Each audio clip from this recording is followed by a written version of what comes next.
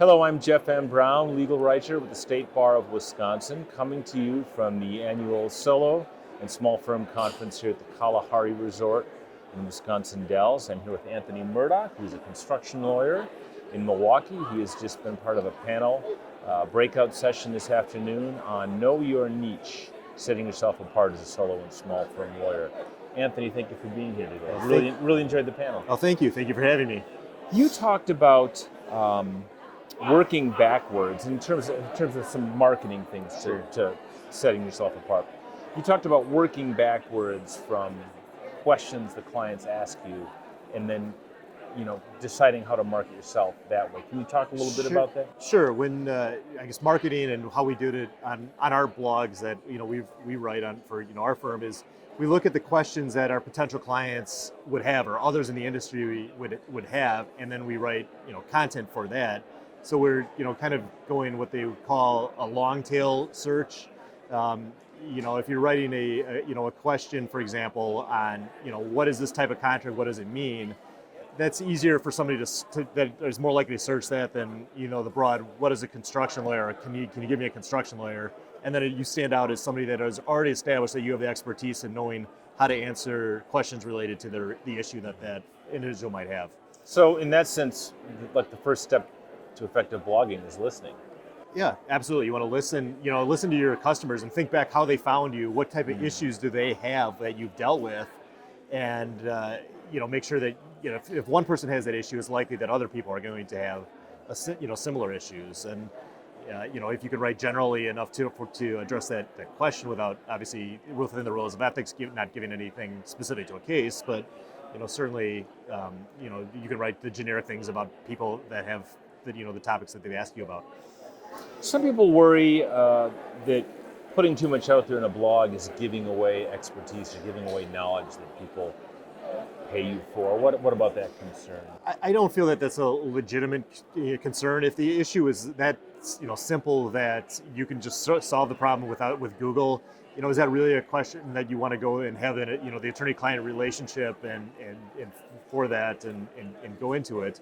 But what it does is that it shows that you have the competence to handle the specific issues, and that's what the client or customer ultimately wants. It doesn't matter what industry you are. They want to know that you can handle their issue, and if you've written it for them, that they still, if it's that simple, then fine. You were never going to get that client anyway. But if it is more complex, which most they are, you've already proven to yourself, to the client, that you know what you're talking about. Well, and I think that just gets back to the point that the blog is really sort of a marker or an indicator or a badge of knowledge. It's not the first paragraph of a legal manual. Right. It's not a legal manual. It's written for people. You have to know your audience. Are you writing for lawyers? Are you writing for a court? Certainly in your legal briefs, you're going to be doing that. But as a marketing piece or as a blog, you're writing for the consumer. At least that we are. And that's one way you can establish yourself as more competent above your potential competition, and really demonstrate that you know what you're talking about, you understand the issues. You said jumping ahead of the competition, which of course is increasingly an issue for lawyers no matter what their practice area.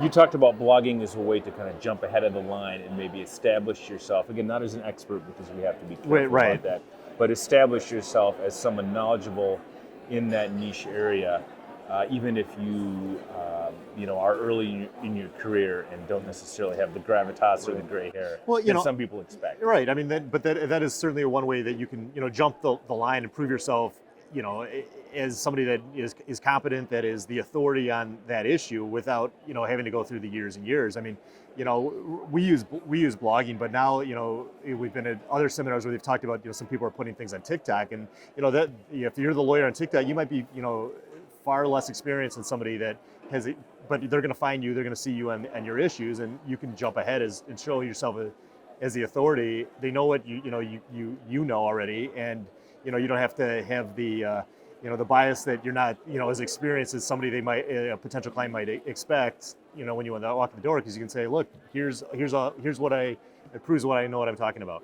Well, if you did a TikTok video, you could wear that hard hat we were talking about. Right? We could wear that. We could wear the hard hat, or and be that person. But that's there's obviously opportunities for even people breaking in the field now, starting their own firms, to take it different directions than where my firm might have taken it when we started.